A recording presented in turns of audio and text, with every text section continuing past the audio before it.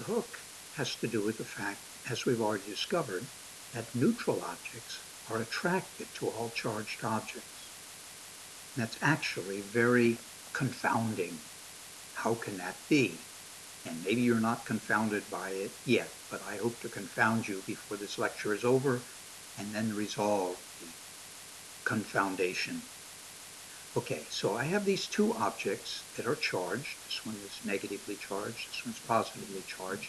This does not mean that this is pure electrons, nor is this pure protons. It's just got a slight excess of electrons and a slight deficiency of electrons here.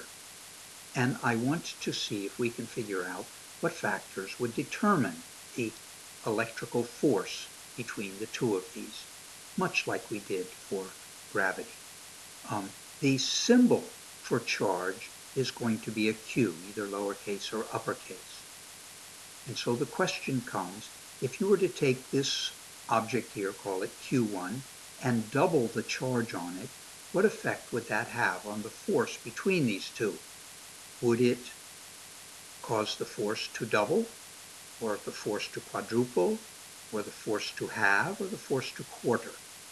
And similarly, if you were to double the charge on this one, what effect would it have on the force? And finally, if you were to take the distance between these two and double it, what effect would that have on the force? And recall your experience in working with gravity as you try to figure this out. The statement about this relationship between charged objects and the forces they exert is known as Coulomb's law. And what you should have reached the conclusion was that the force is directly proportional to each of the charges, and the force varies inversely as the square of the distance. Just as was the case with gravity, that distance needs to be the distance between the centers. In the case of gravity, we put a capital G in for the constant of proportionality. This time we will leave it a K, and it is called Coulomb's constant. It is equal to 9 times 10 to the 9th.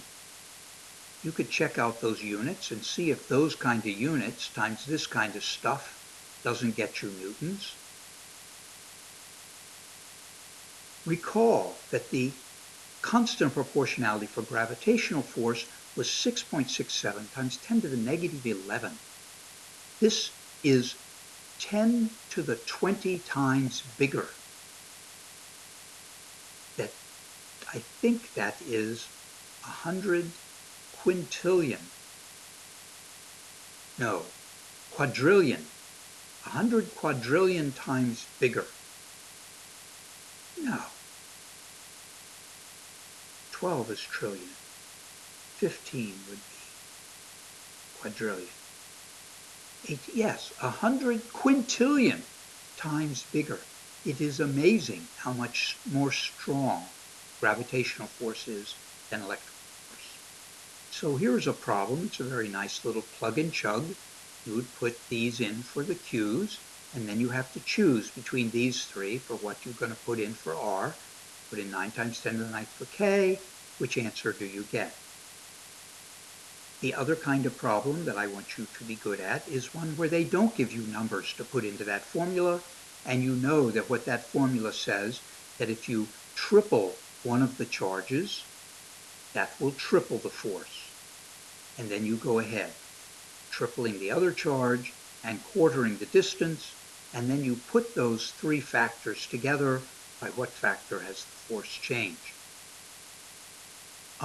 This time you're doing a problem calculating the force, and you have three charges. And your tool only deals with the force between pairs. But fortunately, electricity generates a linear system, and so you can do the superposition game. That what you will do is pretend like that charge is not there, and look at the force between these two, and then pretend that this charge is not here, and look at the force between these two, and then take those two forces determined for pairs and superimpose them. So in this case, you would start two tasks. First, what is the direction of the force on the 1 Coulomb charge? Well, if that's positive and that's negative, then the 1 Coulomb charge would be attracted. Having gotten the direction from the signs, then I plug the values into the equation, into this equation, the 1 and the 16 and the 6, and I get the force. Notice I do not put in a negative 16. I've already gotten the direction. Then I will take away that force, look at these two first. They're both positive, and so the 1 Coulomb charge is going to be repelled. And then I put the values in, and I get 3 times 10 to the 9th is the magnitude, and it's going in that direction, acting on the 1 Coulomb. And then you superimpose them. You add them head to tail. And 3 times 10 to the 9th and 4 times 10 to the 9th means that this one here is going to be 5 times 10 to the 9th. Well, we already have that for all of those. But you ought to be able to get the direction of that arrow and thus choose the correct answer here. Size of a Coulomb. Suppose I were to take a cloth and rub electrons off of this table until it had a charge of positive 1 Coulomb.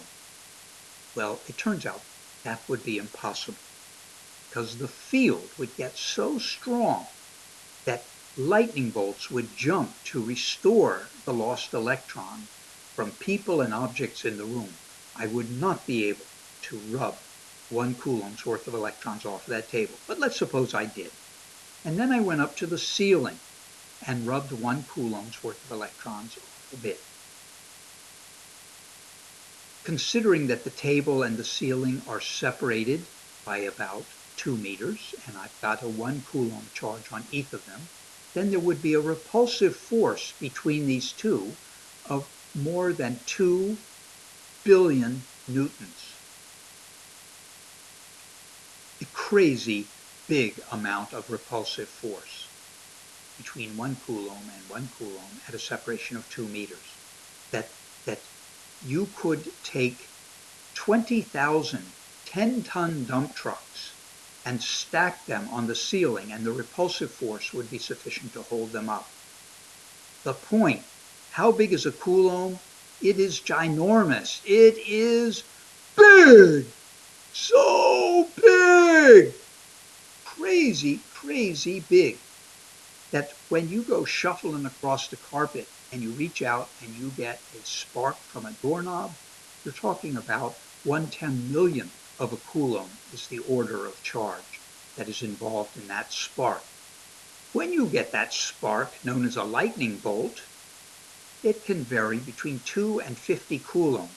My point, a Coulomb is on the order of a lightning bolt's amount of charge. Crazy, crazy big. Why would they make it so big? That is a topic for another day. Okay, I want to talk about electric fields. And I believe we talked previously about gravitational fields. I hope we did. And one handle for a gravitational field is to speak of it as a region of influence, which is good, that you have this region around the Earth where the Earth pulls strongly on things that come into there, and the same around an electrical thing. But the problem is that there are fields where there is no influence, no force. And so that's a bad definition. And you must memorize this definition, which may seem awkward, but it will pay off big time if you can embrace this, both in your study of science, physics in particular, and in your study of mathematics. The term field is used, and all it means is we got a number assigned to every location. So here are two fields which have no influence.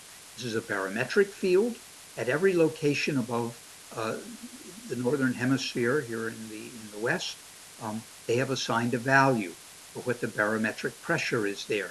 And then they joined those places that were at the same barometric pressure up with these isobars. Here they have assigned a value for the wind speed at every location above North America. That's what it's hard to see, but what they were drawing there in this picture are little things like this, where this is a vector indicating what direction the wind is going, and they put feathers on it to indicate how fast. So that would mean 25 miles per hour in this direction. So this, they not only assigned a value to every location, they assigned a direction. This is a vector field. Here is a thermal field where they've used the colors and they've got a code for saying what number goes here and what number goes here and what number, and they've assigned a number to every location. They joined up points at the same temperature in these isotherms. Here is a magnetic field. It's a little bit harder to see how they've assigned a value, but they have. It goes with the separation of the lines. This one also assigns a direction, which is tangent to the field lines. And this is not only a vector field, it is a force field.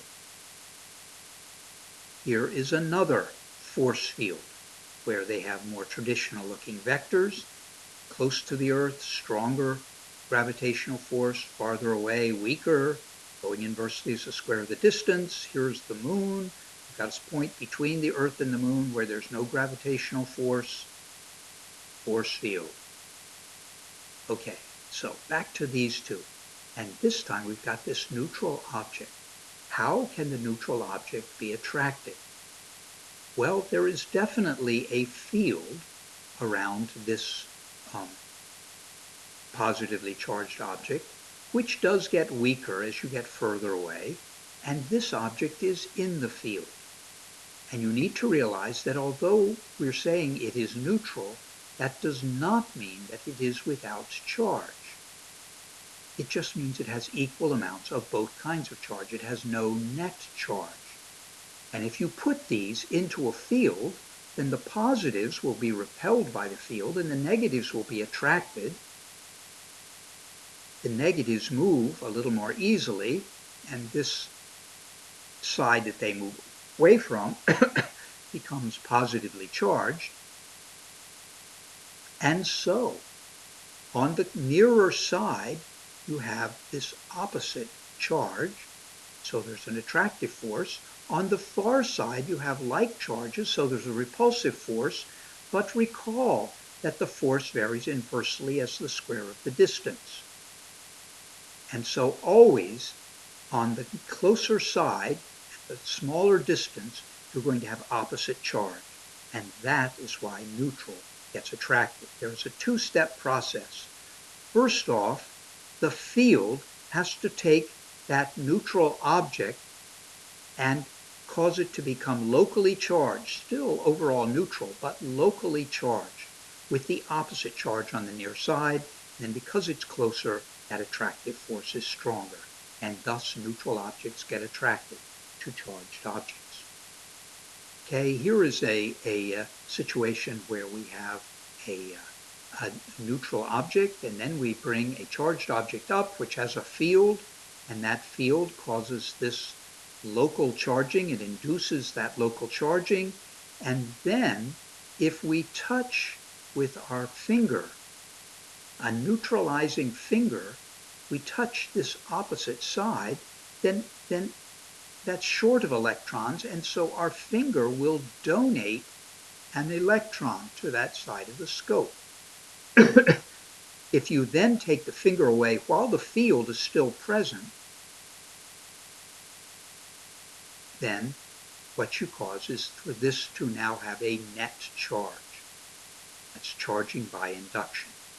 Notice if you had taken this away before you removed the finger, then the electrons would come back off. Field strength. That we had to deal with this in the case of gravity. That the problem was that gravitational force depended upon both the Earth and what you have put into the Earth's field. And so what we did was we took, in order to get a value to assign, we just divided out the other mass. And now you have an equation which only depends upon the mass of the Earth and how far you are away. And that is what we know as gravitational field strength. You take, this is what we're going to do again for electricity. You put a test mass in, find out what force exerts between the two objects, and then divide the test mass back out. And I would like to fiddle with that a little bit before we go on. So I would like to take this equation and I'm going to multiply this field strength by m. Yeah, so here we go. Here is this quantity. And I would like you to get out your calculators and I would like you to put in for g, this value, and for m, the mass of the Earth, and for r, the distance to the surface of the Earth. Please do that. Stop the show. When you're done, look at the number you got and see if you don't recognize it. It is this quantity that we call the acceleration due to gravity, but a better name for it would be the gravitational field strength. And in just the same way, we are going to take a test charge instead of a test mass, put it into the field of an object, see what force it experiences, and then divide the test charge back out. And that is what we mean by field strength. If this were a point charge, if Q were a point charge, then this would be Coulomb's law for the force between 2 point charges. And if I divide that Q back out, I get this quantity here. Well, why don't we define field strength in terms of this? That's much more reasonable than this goofy put a test charge in, see what force it experiences, divide the test charge back out. But the problem is this formula only works for a point charge, if Q is a point charge. This is the general definition.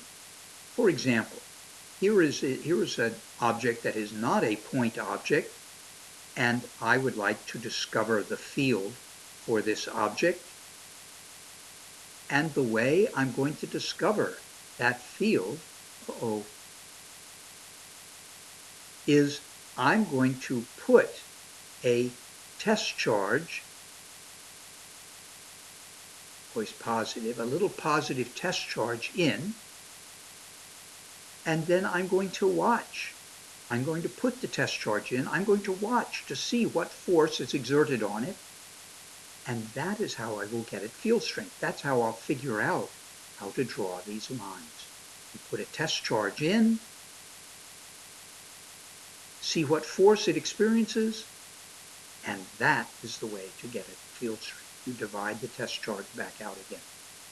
However, if you put a test charge in there, if you knew the field strength and you wanted to know the force on a test charge, then it is a simple matter of taking that test charge and multiplying it times the field strength to get the force, as we will do in this problem.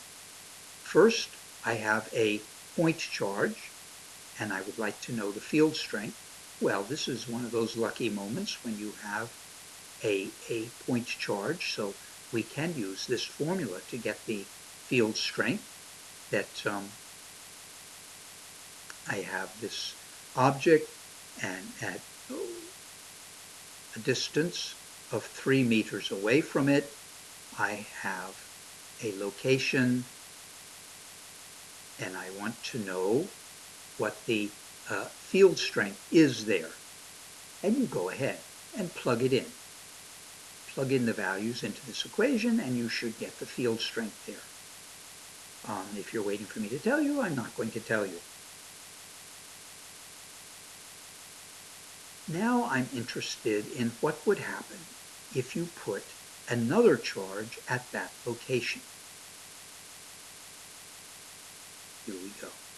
We'll put this charge. Well, you just got me what the field strength was.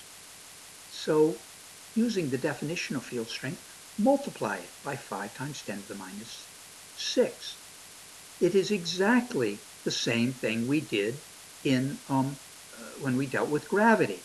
I knew that the field strength was 9.8 at the Earth's surface, so if you wanted to know the weight of something, you multiplied it by the mass. Knowing field strength, just multiply by the mass to get the force. Knowing field strength, just multiply by the charge to get the force. But you ought to do this in 2 steps. You ought to first consider the direction of the force. Look at those signs, get the direction, and then multiply this number times the field strength and use that as the magnitude. But I would not use the negative when I'm getting to the magnitude. Thank you.